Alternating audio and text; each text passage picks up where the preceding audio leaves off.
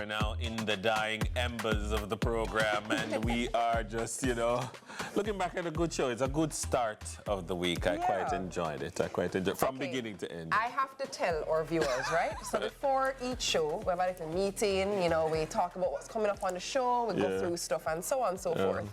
So Dennis is not very adventurous when it comes to food and his palate. So, now that we have consumed sea moss for the first time, Dennis, yes. What is your take and how do you feel about the sea moss? It was good. Smoothie? It was good, and I was a little bit nervous. Not little bit. I was a little bit nervous, But? and I was like, I'm not gonna do it. I was like, I'm not gonna do it. I can't do it. And and then I had it, and I was like, I felt like at the end of green eggs and ham. Well, maybe not quite, because I will not have it everywhere. But I would use, because she gave me a some. jar, yeah. So I'm gonna put it in my smoothies. Yes. I'm gonna add it to my protein. Yes. My after gym shake. Yeah, so. But let me just explain to you guys. Dennis never just had it. He drank it and then he took his finger and he goes. No, oh God, no. Let's just say I had the cup. I need evidence. One of these glasses do not belong to me. See, look, this is Dennis's finger right here. I'm kidding. Look, I'm kidding. The truth, I had it. It was fantastic. I had the whole thing. Yeah. Because it was good, and It was good. and it was good for me. Yes. And that's important. I love when. That's important. I feel like this is the moment where spotlight, music on down. And this is why Play the violin. we should try new things. Because you never know when you will discover a newfound love for something like sea moss. Try it today. It was real good. All right. That is all the time we have for today, Sunrisers. I know that it was a lot of fun, but we do gotta go. Yeah. If you missed anything, though, you just want to rewatch your favorite segments, you know what to do. You know we got you covered. This is what we do. Just head on over to CVMTV.com.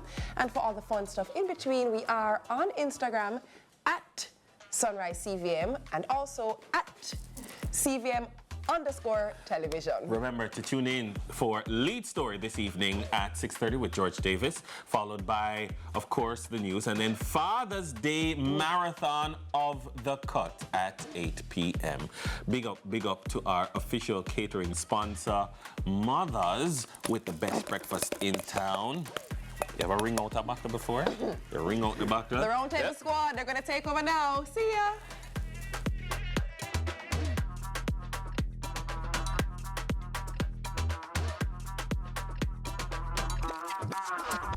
Welcome to the Roundtable, guys. I am your host, Nathan, and I'm back with one of my favorite co-hosts. I'm not going to call him my favorite like I call Kirk your favorite. I did watch that one.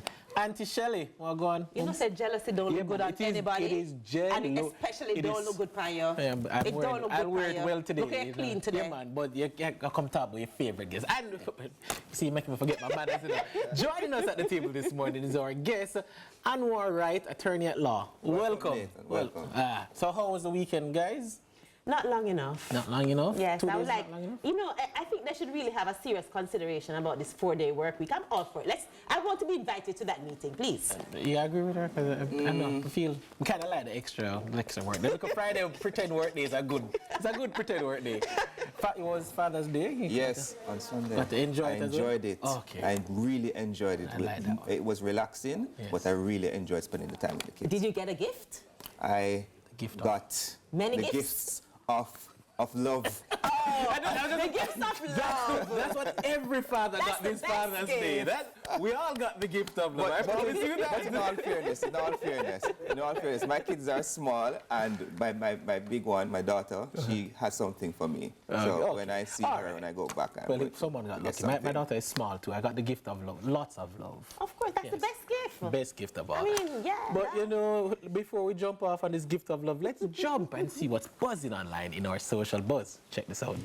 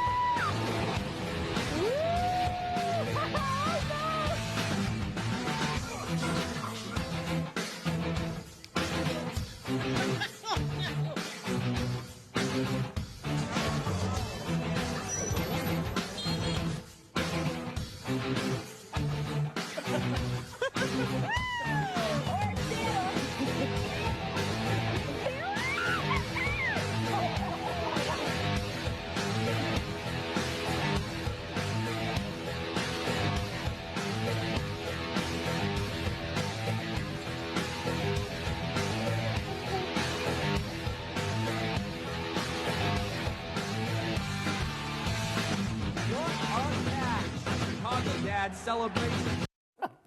Can I just say big up to the cameraman Why? that captured all those moments? It's camera person. probably was a dad too. It probably was. I mean, you know, I'm fine with that. I'm fine with that, you know, the camera person who's yeah. I genuinely believe that there is a thing, you know, like fathers do have a little, maybe it's because we're always so overprotective, but yeah, man, fathers do have like this sixth sense for their kids. You just sense when something shouldn't be happening that's about to happen. Well, Right. You just know. Yeah, it's, Lots of very close calls there. yeah, can I tell you the only thing in my mind is what are those kids doing? Like, Not thinking. yeah, oh God, man, it really got to me. We have to think for them. But that one is in honor of Father's Day. To all the super dads, I hope you had a great Father's Day. And it's just a reminder that that's what our job is, to continue to be that superhero for our kids.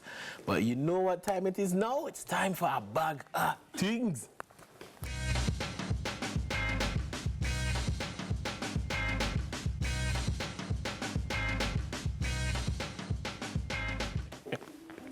Shem? Okay, so a little birdie told me that it is Read Caribbean month. So that means for this month and every month after this, for as far as I'm concerned, please read a Caribbean author. And I don't know if you know this, but I am a Caribbean author, so I'm going to tell you about my book. It's My Body, period. It's an introduction to menstruation for little Jamaican girls. And if you're not Jamaican girl, you can read it too. But it's specifically for little Jamaican girls, because Jamaican girls will be able to relate to the story of an 11-year-old girl who's experiencing period for the first time. And you get to go through the book with her and experience periods with her. And of course, you know, lots of very relevant information in there. Talks about the different phases of the cycle. Also talks about, there's a whole chapter in here about painful periods and managing painful periods. There's a story with her going on a road trip with her dad and how she had her period on the road trip and he freaked out because he had to help her and he went to the gas station to go buy products. It's hilarious. But the point is, this book is a great place to start if you want to talk to your children about periods, or if you just want to familiarize yourself about periods. Dads, please get a copy of this book and read it for yourself, because it will really help you with your little girl when she has a period, so you can get to talk to her and teach her about the things. You notice I said fathers because I like to talk to fathers about periods, because even though you don't have the experience, you have people in your life who do, so you can support them. It's my body, period. On behalf of the fathers at the table, I'd like to say that. On behalf of the fathers in Jamaica, I'd like to say thank you. We will surely purchase the book and we will gladly learn more about it. But I do smell and see something hot coming in. Thank you, Abby. Wow, that's so hot you had all the time to slowly walk with it. I like that. So, the topic that we have today is, ooh, I like this one, universal basic income. Is it a viable solution to combat poverty and inequality? Tell us what it is. So universal basic income. The concept of universal basic income is the idea that every citizen of working age, so basically 18 and up, is entitled to a minimum amount, irrespective of their employment status or not, that the government would give them to ensure that they're not at least falling below the poverty line, so they're able to at least do the basic amenities for themselves. It's not a concept that is widely practiced or is fully done across the world. You have little schemes that are similar to it, but nothing like that. And I think part of why it is now happening is that Jamaica has put forward that we want to start an unemployment scheme or an insurance scheme. So this is almost a step towards universal basic income. So with that said, what do you think of the idea of universal basic income? He said utopia. I want to hear more about that. No, I'm just saying to myself that if it is a situation where us as citizens, we can be sure of monthly income and not have to worry about those basic needs, that is utopia in and of itself. I mean, it's not going to prevent us from doing our work and trying to make more income, but to have our basic needs settled, oh my gosh. What does that look like? You and I have two completely different understandings of the concept of utopia, but I hear what you're saying. But personally, I think that the idea of giving an income every month to an 18-year-old, so I'm thinking of the 18-year-old right now who's maybe not employed, just finished high school, trying to figure out what their next move is. If I think it's a good idea to put some money in their hand for them to, we don't know what they're going to do with the money. I think a better approach would be to provide the basic necessities. Now, we already understand that there are certain basic human needs that people have. Shelter, food, healthcare is one, education is one. Good. So what if we put this funding towards providing those things? I am completely okay with when it hit 18, if for example, TK and I were talking about it backstage, and she was saying, if you give them a plot of land, I like that idea. Give them a plot of land and say, here you go, this is your thing to start, and you can go to the Ministry of Agriculture and get some resources so you can start to farm this land and start yourself off. Whether you want to become a full-time farmer, maybe you want to use it to become an entrepreneur, maybe you want to build on it to create a home in that space, or whatever it is. But I like the idea of using the funding to create a space for them to grow rather than just giving the money in hand, because giving the money without any guidance might create another set of challenges that we might have to deal with, you know, aka addiction to different, you know, non-progressive things and such the like. So let me ask you this though, Anwar, because you spoke about utopia. Do you think that potentially what we just spoke about as land instead of money is not the same utopia? That is a good idea too as well. Okay. That is a good idea too as well. I mean, having the land and giving people a purpose and guidance, as you said, is a good way to ensure that there is certain things to ensure that there is income. But, you know, for me, one of the things I would say when it comes to universal basic income, I think, I'm sure a break is coming up soon, so we can talk about it some more after the break. But the notion of the money is the basic commodity by which people do their barter is Cash. through cash. Now, when you have that someone needs to go out and cover their basics, so if I give you land, that land, though an asset, is now difficult for you to transfer into making yourself have enough money that come end of this month or come end of this week, you can go and buy some eggs, some water, some milk, some cereal, flour, rice, meat. And what universal basic income may want to try and achieve, because I am on the fence, I can straight up say I'm on the fence, is the notion that there will be people in this life who don't have they're not as lucky, they don't have the success as someone else. So their ability to earn may not match up to someone else's. And what you don't want to have is that, in a situation like what exists in Jamaica, is that there are people who, based on the fact that they exist below a particular line, have to find other means by which to fill that gap, which is where the notion of how people become violent, they turn to crime. Let's look at what they're doing in other countries. For example, in the United States, I understand that there is the child tax credit that was running for some time here now and expired, I think, at the end of COVID. And the research has shown that that tax credit that was allotted to citizens brought, I think, some 3.7 million kids out of poverty, right? There you go. And had a significant effect. And after, when they run the numbers, they realized that those same kids fell back into poverty. Wow. Because they took it away. Right. Well, you know, I think this is really, really an interesting debate, but we're going to have to talk some more about it right after the break. Welcome back to the Roundtable. This morning, the topic is universal basic income. Is it a viable solution to combat poverty and inequality? And yes, Shelley is waiting to cuss me out. Why, Shelley? You know, say I don't cuss so early in the morning. I don't know what you're accusing me of, Nathan. I just wanted to reiterate that in my proposal of giving resources instead of just the money, I want the resources to come with support, because part of what we have a challenge with, where we just give people money without any sort of guidance, especially if they're not sure what to do with the money. If you're in a state of indecision right now and somebody throws some money at you, some people can take it and do amazing things, you know, but some people can also take it and spend it frivolously and end up in the same state after a while. So I'm saying, if it is that we're going to provide resources, we should also provide support so that they can use the resources in a way that will help citizens, like you said, come out of poverty, because that, after all, is the goal. But then let me ask a question then. So when we talk about like what I'm calling UBI, Universal Basic Income, or even the notion of a welfare society, yes, do we believe that this then does break down the barriers of inequality and poverty? Because... Well, I don't know. I don't know what we can do to actually get rid of inequality completely, you know, because inequality is a thing that I think will always happen, regardless of all what we put in place. But what we can do is reduce it.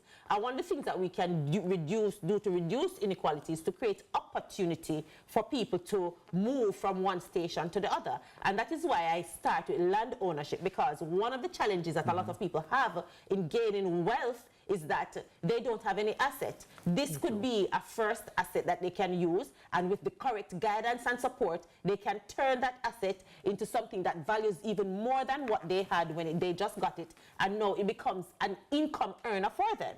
Okay. So for me, I mean, well, you know, one of the things I'll always say, so as an attorney, your earning potential is higher compared to the average earner in Jamaica, or the average worker in Jamaica. That's telling you say make enough money, no? No, man, you know, earning potential, because I've heard attorneys tell me that life hard for them. You know,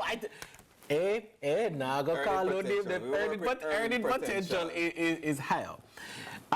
There's always this notion of the two Jamaicas, right? Yes. The idea that, you know, because you're a doctor, lawyer, Indian chief, you're able to put yourself in a position to earn. No, I love the idea of land, and I love the idea of a universal basic income.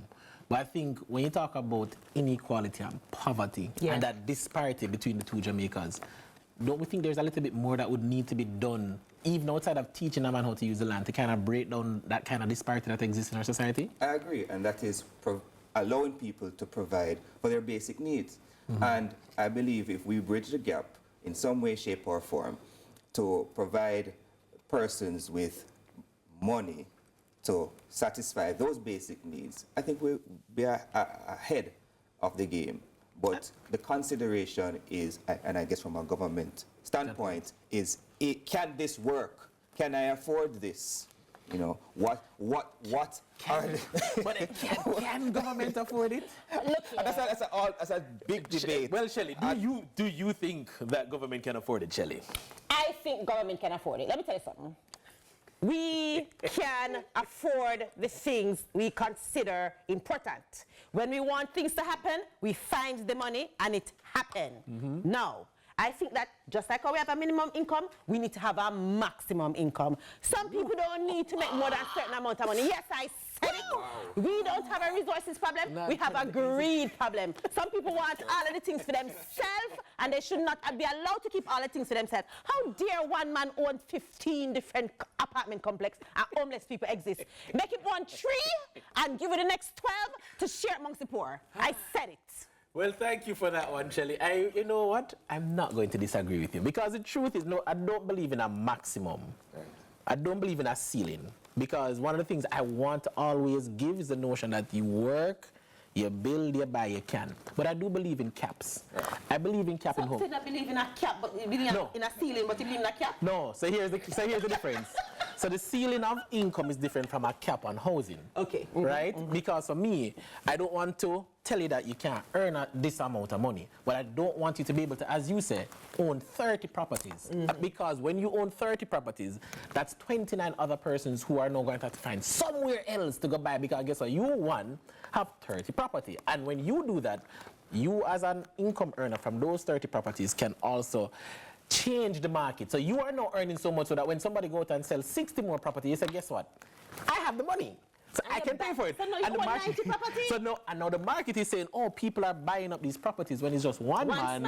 And so you get, for me, that's one of the things I have. But when you talk about that kind of notion of wanting to get that kind of equity? Because it's not just inequality, it's equity, trying to give that level playing field.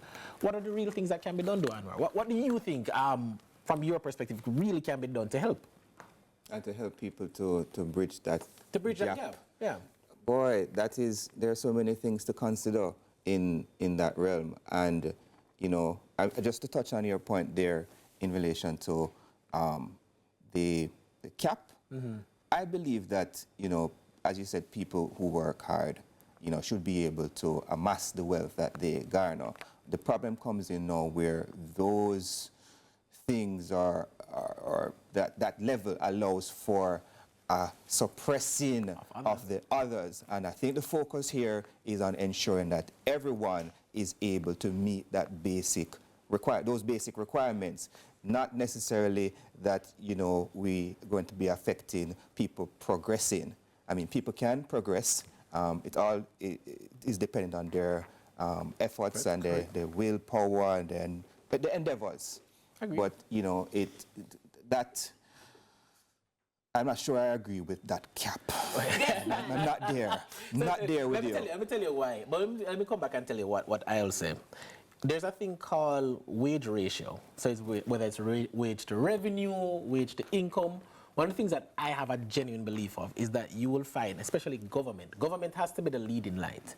When government says that the wage ratio that we will use will ensure that the disparity between the permanent secretary and the man who wipes the floor is no greater than X, that is also a signal that for us is a sustainable amount that makes sure that the lowest is getting a very good salary, the highest is getting a very good salary. And when you do that now, your society is expected to go, okay, if government is guiding, government is putting forward policy, that's how we get that kind of equity. Not worrying about the inequality anymore. The equity so much so that people are earning enough, not earning necessarily too much, and they're earning in a way that, one, you can go and buy, which means a man can be an entrepreneur and still earn money. You're earning enough that you can go and get all the basic amenities, which means that everybody is fed, everybody's getting what they need.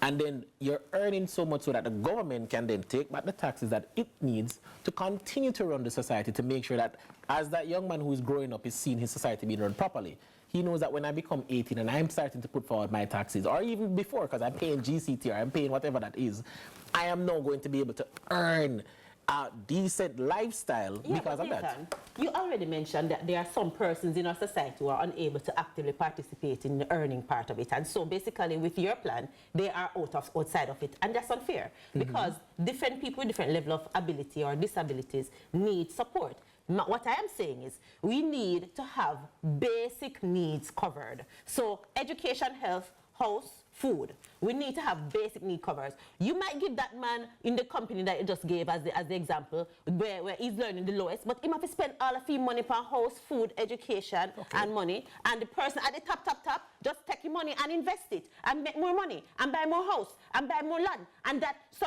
even though the person at the bottom is still earning, they cannot get to grow with the money that they earn because their money that they earn has to go into meeting their basic needs. How about we meet those basic needs from the government, meet those basic needs, universal health care, free education. I'm not talking about things that is pie in the sky. This happens in a lot of developed countries.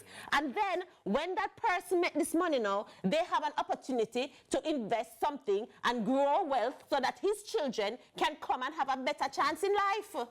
But then let me ask a question then to both of you. Do you believe that universal welfare in a society does break down inequality and poverty? No, meaning, so let me put it here this way. Yes, you look in Britain, what their idea of as poverty versus Jamaica's poverty is different. But there are persons in Britain who are living a lifestyle that is very different compared to a middle income earner or top earner, even with the welfare that is being afforded to them. So is it really breaking those barriers?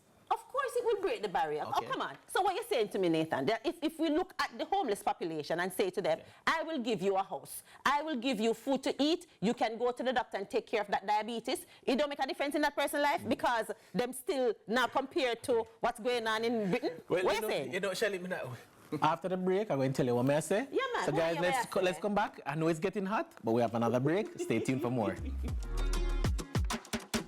Thanks for staying with us. It's almost time to wrap things up, but first, you know, we have to get some final thoughts in. And yes, the truth still is that the best conversations generally happen after the break, where we can turn off the camera and don't get sued for what we have to say. But And more, Shelley, we've been talking about universal basic income, and really what we're talking about is inequality and poverty. How do we combat these things in our society? Anwar, as a guest, you know, we've touched on so many little things, capping house ownership, universal basic income, offering assets. How do we end inequality and poverty in the world? That's a big question. But, you know, as we were talking just now, I was thinking that where we're going now, as in the world, towards a situation where a lot of the labor force is being replaced by artificial intelligence, robotics, and humans are going to be out of a job, so to speak. Maybe universal basic income is a good concept to combat that. I mean, there's a flip side to it as well, as we've seen, as we've had discussions about, you know, people abusing the system.